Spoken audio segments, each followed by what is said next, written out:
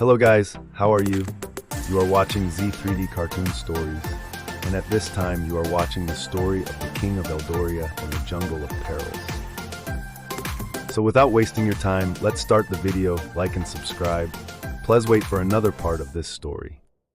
बहुत उरसा पहले इल्डोरिया नामी कदीम सल्तनत में एक अक्लमंद और बहादुर बादशाह अर्क हुकूमत करता था।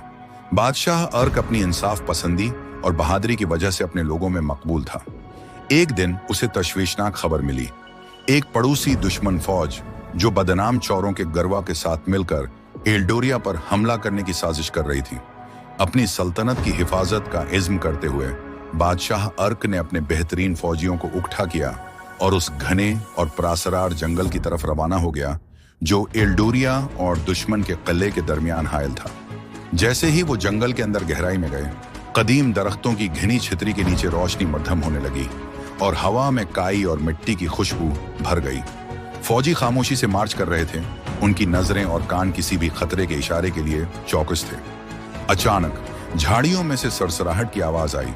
बगैर किसी इंतबाह के नकाब पोश चोरों का एक गरुआ, जिनकी आंखें बदनीयती से चमक रही थीं, उन पर हमला करने के लिए निकला। हथियारों को तैयार करो, बादशाह अर्क ने तलवार निकालते हुए चिल्लाया।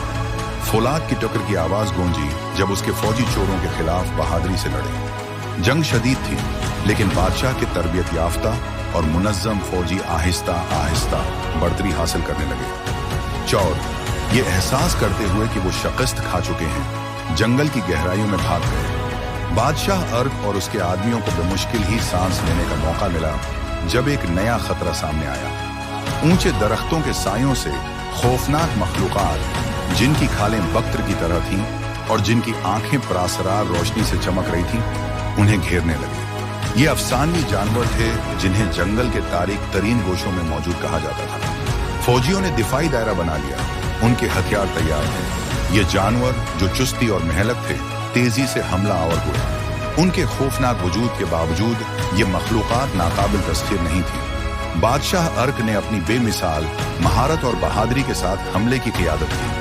उसने उन जानवरों के सरदार को मारा जिससे बाकी मखलूकात सायों में पीछे हट गईं। जैसे ही बादशाह और उसके आदमियों ने दोबारा ग्रुप बनाया, जंगल में एक अजीब खामोशी छा गई। इसी वक्त उन्होंने देखा कि दुश्मन फौज उनकी तरफ बढ़ रही है। दुश्मन फौजी सियाह बख्तर में मलबूस मुकम्मल फॉर्मेशन में मार्च कर रहे थे।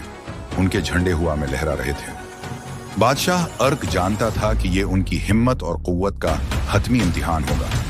सफों को मजबूत रखो, उसने अपनी तलवार बुलंद करते हुए हुक्म दिया। दोनों फौजें जबरदस्त गर्ज के साथ टकराएं। जंगल जंग की आवाजों से गूंज उठा। बादशाह अर्क ने सबसे आगे लड़ाई की, अपनी साबित कदमी से अपने फौजियों को हौसला दिया। लड़ाई शदीद थी, लेकिन बादशाह अर्क की फौज की हिम्मत और इत्तेहाद ज्यादा मजबूत साबित हुआ।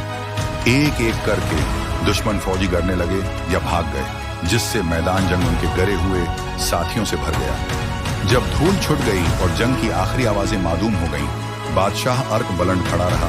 इसकी तलवार अब भी चमक रही थी। उसके फौजी हालांकि थके हुए और जख्मी थे, अपनी फतह का जश्न मना रहे थे। उन्होंने चोरों, अफसानवी जानवरों और ताकतवर दुश्मन फौज का सामना किया था, लेकिन उनकी हिम्मत और इत्तेहाद ने फतह हासिल की। दुश्मन के किले की तरफ रास्ता अब साफ था। बादशाह अर्क और उसके आदमी अपनी मुहिम जारी रखे हुए थे।